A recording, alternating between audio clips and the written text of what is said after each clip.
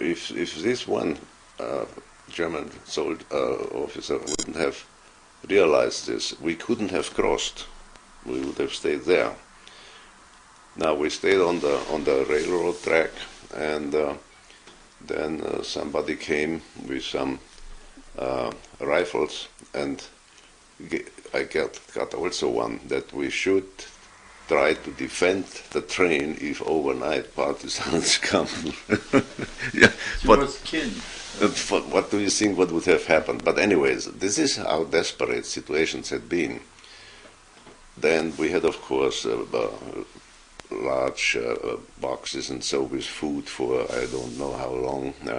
Some days. Then we had been told what you can carry in your hands, you can take, and come to the ponton that had been the ships from the German army. So we had been transferred to the train station, and then we came in regular. We went via Budapest and Vienna, but we continued to Passau. Then we stayed for a few days. The German border. It was not the border in that time because it was the border. No. And then we had been divided depending on the gymnasium or whatever school people, students went to, I think, 3 or 4 different camps, right? So I came to what was called Zollhäuser Riedel. Zoll is custom, right, which was not active anymore because there was no border there. Then after a few months we came to Tabor in Czechoslovakia. That doesn't exist in Czech, which was, I think, protectorate at that time. And there we had been deloused, and we had to sign up for some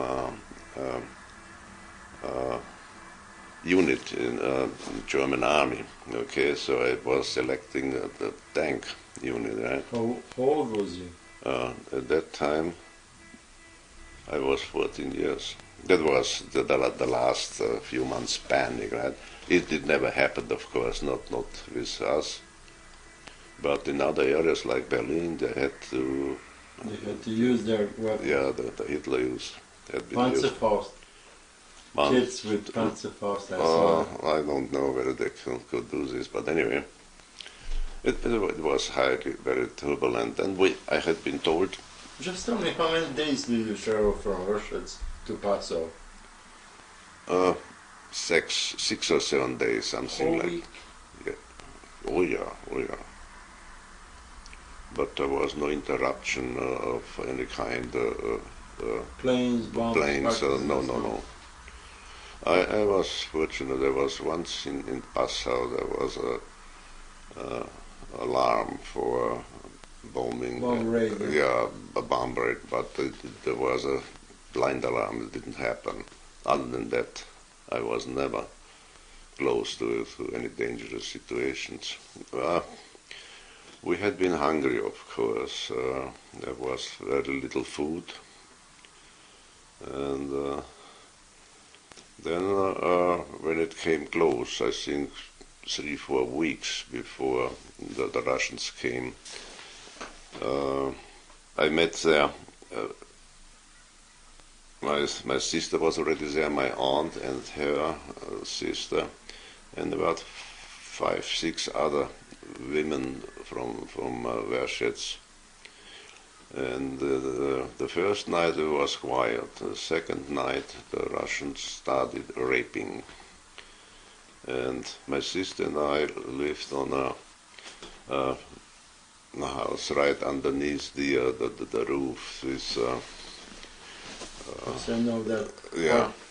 So the second night the landlady was a Czech woman, so she understood Russian, but the second night we heard some knocking on the entrance door and the landlady opening, and there had been Russian voices. So, well, we lived on the other side. There was also an apartment So they came up the stairs, and I sensed something. So I went out of bed and went behind the door to defend my sister. Yeah.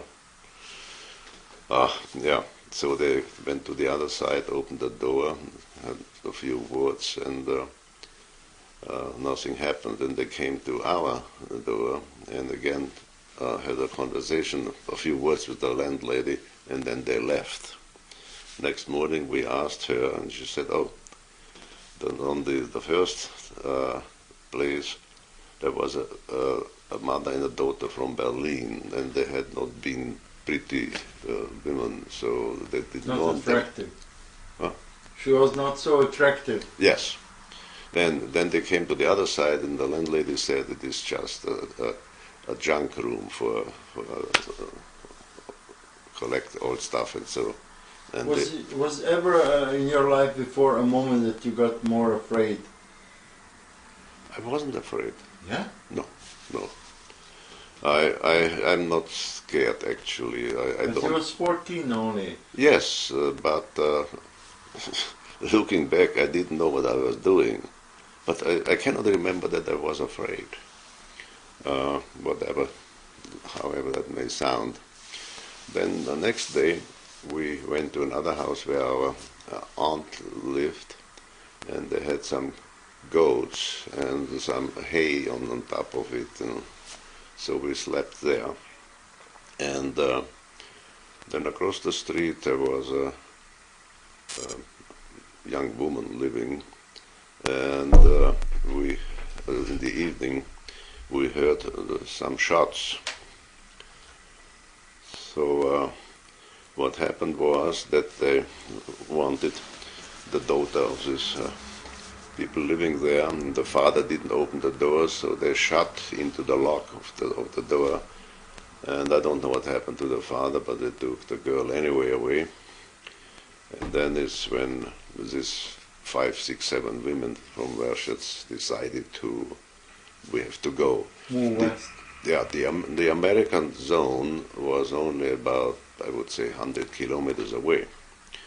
So I went to this house and practically stole a little cart, this little one, and for my aunt, her sister, my sister and me, and my aunt actually left Vershets 2-3 months earlier. She was pregnant, almost in 6 months or so, right?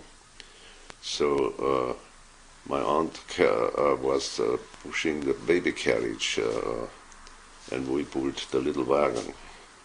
So plenty of people went there. All towards the American zone, you could see fur coats and all kinds of stuff left and right, which they couldn't carry anymore, right? Fortunately, nothing happened. There had been all the way Russians left and right. Nothing happened, okay?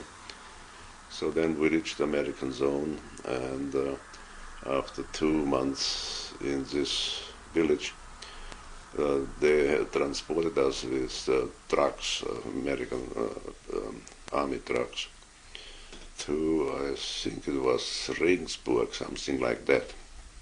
And that was decided, do we go back home or somewhere else? You mean back to Vershets? Yes. No.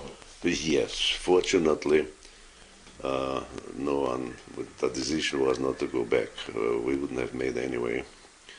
And then we came to Badania, close to Heidelberg, between Karlsruhe and Mannheim. Close to the French border. Yeah, not far.